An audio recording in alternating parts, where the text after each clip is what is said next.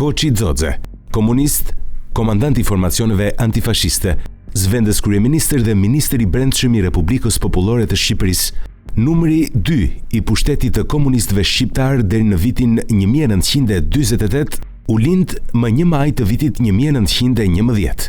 Familja e tij e kishte origjinën nga Kolonja, por për shkak të kushteve ekonomike, në shekullin e 19 ishte zhvendosur në fshatin Plikati dhe më vonë në Negovan pranë Florinës në Greqi.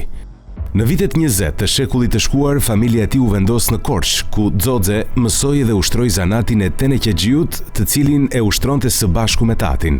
Po në Korçë ai u njoh dhe ndikua nga idetë dhe letërsia komuniste, duke u bërë pjesë e grupit komunist të Korçës, që ishte themeluar qysh në vitin 1929. Koçi Xhoxhe do të ishte pjesë e themelimit të Partisë Komuniste Shqiptare më 8 nëntor 1941, si përfaqësues i grupit të Korçës, duke u zgjedhur antar i byros politike dhe i komitetit qendror të saj. Po gjatë vitit 1941, për shkak të aktivitetit si komunist, ai arrestohet dhe burgoset nga regjimi fashist i pushtimit, por se në vitin 1943 ja del të ratiset nga burgu i Tiranës përmes një tuneli nën toksor. Teksa ishte ende në burg, Xhoxhen e zgjedhin sekretar organizativ i Partisë Komuniste Shqiptare në mungesë. Pas fitimit të lirisë, Koçi Xhoxhe bëhet pjesë e formacioneve partizane.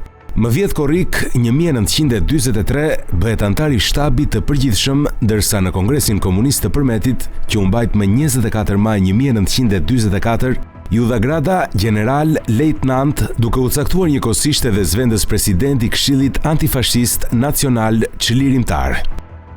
Pas përfundimit të luftës dhe marrjes së pushtetit, Koçi Xhoxhe do të ishte numri 2 i pushtetit të komunistëve shqiptar dhe njeriu më i pushtetshëm pas Enver Hoxhës. I njohur si besuar dhe bashkëpunëtor i ngushtë i Enver Hoxhës, ai u caktua kryetar i gjyqit special të marsprillit 1945, me anë të së cilit komunistët në emër të ndëshkimit të bashkëpunëtorëve të fashizmit spastruan edhe një pjesë të kundërshtarëve të tyre politik. Njëkohësisht general lejtnant Koçi Xhoxhe, i emëruar qysh në dhjetor 1944 drejtori i Drejtorisë së Mbrojtjes së Popullit, një organizëm që imitonte OZN, Policinë Sekrete Famkeqe të Jugosllavisë Komuniste, mori përsipër përndjekjen, shtypjen dhe eliminimin e kundërshtarëve të regjimit. I zgjedhur deputet në zonën e Korçës, në vitin 1946, Koçi Xhoxhes i besohet nga Enver Hoxha posti i zvendes kryeministrit, ministrit të punëve të brendshme, kryetarit të Komisionit të Kontrollit të Shtetit dhe zvendes presidentit të Presidiumit të Kuvendit Popullor. Koçi Xhoxhe bëhet viktime prishjes së marrëdhënieve mes Shqipërisë së Enver Hoxhës dhe Jugosllavisë së Titos, që ndodhi në vitin 1948. Deri në këtë periudhë, komunistët shqiptar kishin qenë nën kontrollin dhe drejtimin e misionarëve komunist jugoslav, të dërguar nga lideri i tyre Josip Tito. Duke pasur si synim përfshirjen e Shqipërisë në Federatën Jugoslave, komunistët jugoslav kishin avancuar duke realizuar fillimisht një bashkim ekonomik me Shqipërinë.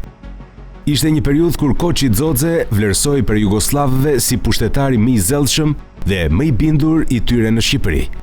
Fati e solli që në qershor të vitit 1948, kur Shqipëria po zhytej totalisht në dominimin jugoslav, të ndodhte prishja e madhe e marrëdhënieve mes Bashkimit Sovjetik të Josif Stalinit dhe Jugosllavisë së Josip Titos. Duke kapur situatën, Enver Hoxha gjeti rastin të dëbonte të gjithë këshilltarët jugoslav duke i zvendësuar me sovjetik dhe mëtej të niste gjaun e shtrigave për të eliminuar të gjithë filo-jugoslavët, me në krye zvendes kryeministrin Koçi Xhoxhe. Në tetor të vitit 1948, Koçi Xhoxhe shkarkohet nga posti i ministrit të brendshëm dhe emërohet ministër i industrisë, ndërsa më 28 nëntor 1948 arrestohet në ankuzën si agent i jugoslavëve dhe zhvishet nga të gjitha funksionet. Gjykata e dënoi me vdekje dhe vendimi u ekzekutua më 11 qershor 1949.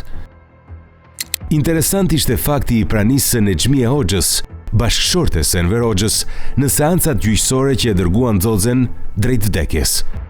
Sipas historianit Kastriot Dervishi, Koçi Xhoxhe ishte një komunist i devotshëm që i qëndroi besnik Hoxhës, pa menduar se do të ishte një prej viktimave të tij. Koçi Xhoxhe është fiksuar në histori për ashpërsinë e treguar ndaj kundërshtarëve politik si dhe zhndërimin e sigurimit të shtetit në një armë kriminale që survejonte dhe kontrollonte dhe përndiqte të gjithë shqiptarët. Sigurisht që Koçi Xoze nuk ishte një agent jugoslav. Përkundër, ai ishte ndër njerëzit më besnik të Enver Hoxhës, por Enver Hoxha supozohet të ketë vendosur eliminimin e tij, jo vetëm sepse donte t'i tregonte Stalinit besnikëri dhe përkushtim, por edhe për një tjetër arsye. Ka shumë të ngjarë që ai të jetë informuar se Koçi Xoze pëlqej nga jugoslavët, madje edhe nga sovjetikët si një zvendësues eventual i tij. Dhe si çdo lloj diktatori që sheh pushtetin të përjetshëm, ky pëlqim t'i ketë lënë një shije të hidhur.